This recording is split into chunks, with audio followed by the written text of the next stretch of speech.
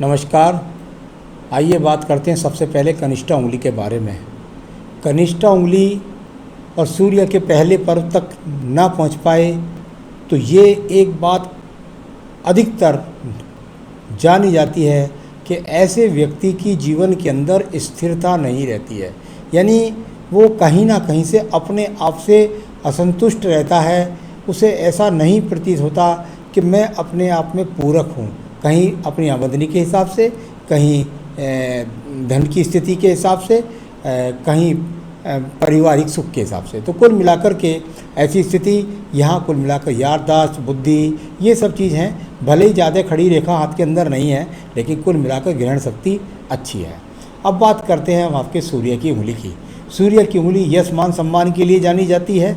यहाँ कुल मिलाकर के यश अच्छा है, मान भी अच्छा है, सम्मान भी आपका अच्छा है। जहाँ भी जिस क्षेत्र में रहते हैं वहाँ पे सामान्य रूप से आपका ये सब कुछ ठीक है।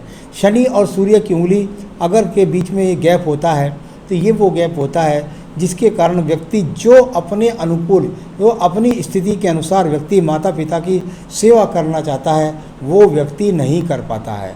तो उसका कुछ भी कारण हो, या तो ऐसा हो सकता है कि जहाँ माता पिता रहते हों आप उनसे कहीं दूर जॉब करते हो, आपको भागदौड़ बहुत लगी रहती हो, आप पूरा समय ना दे पाते हों, या कुछ और स्थान परिवर्तन या कुछ भी कारण हो सकता है जिसके कारण। साथ ही साथ भाई बहनों के बीच में भी संबंध सामान्य स्तर के रहते हैं।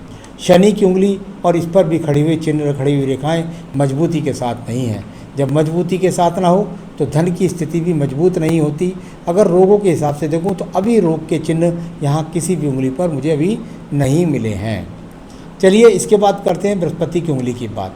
बृहस्पति की उंगली और ये साथ के साथ मिली हुई है शनि की उंगली के साथ में। ईश्वर को मानते हैं, पूजा पाठ भी करते हैं, परंतु ये बीच के जब दो कट हो जाएं तो या तो दूरी के कारण पत्नी के साथ व्यक्ति नहीं रह पाता है, और यदि साथ रहता है तो वैचारिक मतभेदों में दर्शाने वाली ये दो कट की रेखा जब तक रहेंगे तो पति पत्नी के बीच में वैचारिक मतभेद रहते हैं। इतना ही समझिए बस। अब बात करते हैं यहाँ पर आपके बुध के पर्वत की। बुध का पर्वत और यहाँ पर एक एक्स का बड़ा चिन्ह, साथ ही साथ यहाँ बीच में एक एक्स का चिन्ह बना। तो ये अपने आप में वो रेखाएं हैं जो कहीं ना कहीं असंतोष व्यक्त करती हैं, यानी कहीं ना कहीं धन की स्थिति से संतुष्ट ना होने की स्थिति को दर्शाने वाली ये यहाँ पर रेखाओं के रूप में मौजूद हैं। संतान के सुख सहयोग की जहाँ तक बात करते हैं तो ये उसमें भी संतान का सुख हो सकता है इस वजह से कमी रहे कि संतान आपसे नौकरी करने के लिए दूर स्थान पर जाए और उसके कारण आप उसके सहयोग को पूरा प्राप्त ना कर सकें। तो यहाँ ऐसी स्थिति को समझें। अपने सवालों के जवाब बीच बीच में सुनते रहिएगा, क्योंकि संतान के बारे में जो आपके सवाल हैं कि बेटे की धन की स्थिति है वो उनके हाथ से नहीं, बच्चों की जन्म पत्री से पता लगती है। यहाँ ये पता लगता है कि आपको संतान का सुख इसलिए नहीं मिलेगा कि वो आपसे दूर रहेगा या कोई और कारण होगा। अब बात करते हैं आपके सूर्य के पर्व की। सूर्य के पर्व पर भी दो एक्स के चिन्ह यहाँ पर मौजूद हैं, यानी कुल मिलाकर के यहाँ पर ये दो एक्स के चिन्ह सूर्य पर्वत पर हो जाएं तो व्यक्ति यश और मान सम्मान के लिए तरसता रहता है। जीवन के अंदर भागदौड़ बहुत होती है, जीवन के अंदर संघर्ष बहुत होता है। इस प्रकार की स्थितियों को दर्शाने वाला ये आपका सूर्य पर्वत भी यहाँ पर मौजूद है। इसके बाद बात करते हैं आपके शनि के पर्व की। शनि का पर्व और शनि के पर्व पर जो ये रेखाएं जाकर सीधी जा रही हैं, और कुछ ये रेखाएं जो अच्छे खासे बड़े लोगों से संपर्क बनवाती हैं, कुछ क्रॉस के चिन्ह भी हैं, यानी कुल मिलाकर के धन की स्थिति, आपके जीवन की स्थिति यहाँ पर संघर्ष वाली ही रहने वाली है। आगे वाले समय में अगर ऐसी ही रेखाएं रही जाती हैं तो यहाँ 60 साल तक के लिए आप समझ सकते हैं लगभग, मुझे लगता है आपके जीवन में काफ़ी संघर्ष है। चलिए अब बात करते हैं आपके बृहस्पति के पर्व की। बृहस्पति के पर्व ने बताया कि पिछले समय में आपके वो मौका था कि आपने मकान ले लिया होगा। मेरे हिसाब से हो सकता है आप दूसरा मकान चाहते होगा, लक्ष्य अलग कोई इस तरह का। तो उसके लिए ये तो स्थिति मुझे बस, आपका जो सवाल भी है कि मेरे जीवन में पसंदीदा मकान कब बनेगा, मुझे नहीं लगता कि आपके 60 वर्ष से पहले आपका पसंदीदा मकान बन पाएगा। कुल मिलाकर आपके पास मकान वर्तमान में निश्चित रूप से होगा। तो ये स्थिति यहाँ पर बताती है जो पत्नी का सहयोग भी दिलाती है और संतान का सुख भी दिलाती है। हृदय रेखा की बात करता हूँ। यहाँ हृदय रेखा और यहाँ कुछ रेखा के बाद और फिर ये कुछ बीच में थोड़ा सा हल्का सा दीप और इस तरह जाकर, यानी कुल मिलाकर कहीं ना कहीं सेहत में भी थोड़ी सी स्थिति मजबूत नहीं है। तो इसको कौन से वर्ष में ज़्यादा सेहत में नुकसान लगता है वो मैं आपको बता दूंगा अभी। और अभी हृदय रेखा को देखें तो बृहस्पति पर को बहुत जा रही है आगे आने वाले समय में, यानी बहुत बुद्धिमान व्यक्ति हैं, बहुत इंटेलिजेंट व्यक्ति हैं, किसी भी चीज़ को बहुत पकड़ते हैं, बड़ी बड़ी अच्छी योजनाएं व्यक्ति दूसरों को बता दे तो ऐसा व्यक्ति इससे लेकर के सफलता प्राप्त कर लेता है। ऐसा भी हो सकता है कि जीवन के आखिरी समय में आप किसी बहुत बड़े ट्रस्ट के मालिक बन जाएं, बहुत बड़े ट्रस्ट की संस्था की देखभाल करने वाले बन जाएं।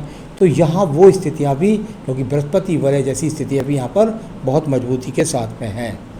अब बात करते हैं आपके मंगल के पर्वत की।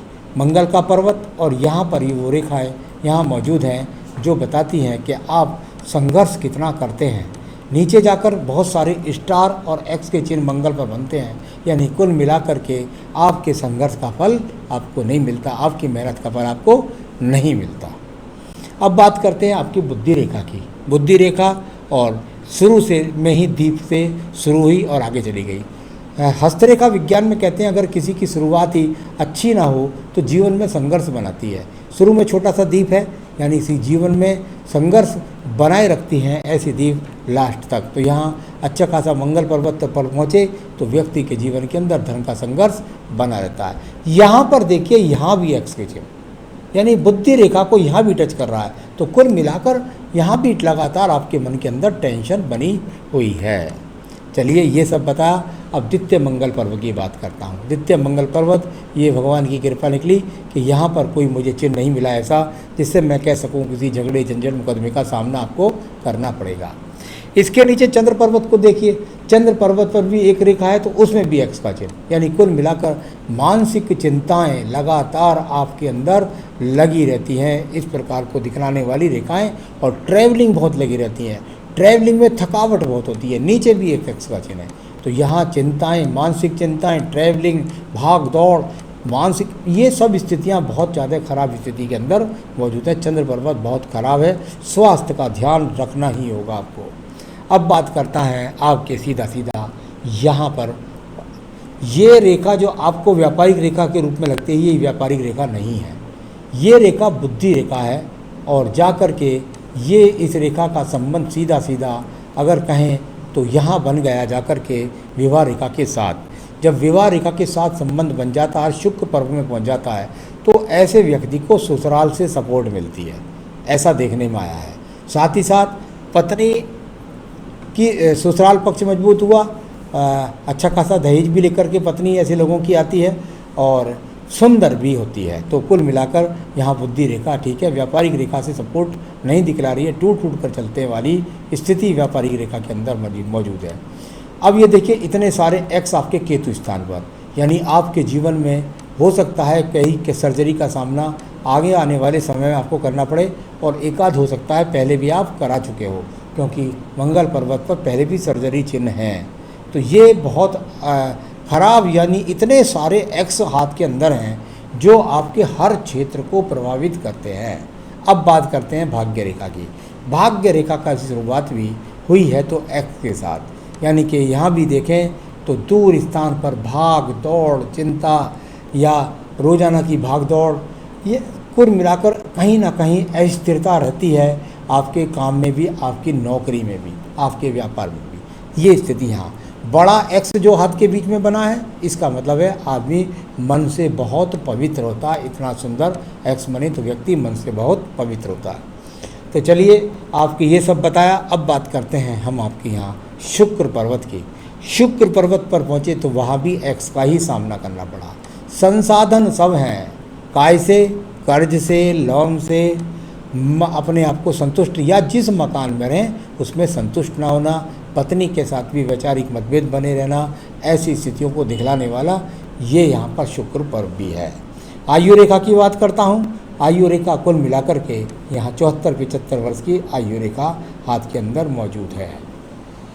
तो चलिए आपका सारा हाथ पढ़ा मैंने, इसके सारे फल बताए, इसके बाद आपके सवालों को ले लेते हैं। आपने कहा हेल्थ, सबसे पहले मैं हेल्थ की स्थिति को बताता हूँ। देखिए आपका आने वाला 2021 का दिसंबर से लेकर के और 2023 यानी पूरा 22 बीच का 23 का जनवरी तक आपको काफ़ी सेहत से सावधान रहना पड़ेगा। इसके बीच में आपको किसी छोटी मोटी सर्जरी का सामना भी करना पड़ सकता है।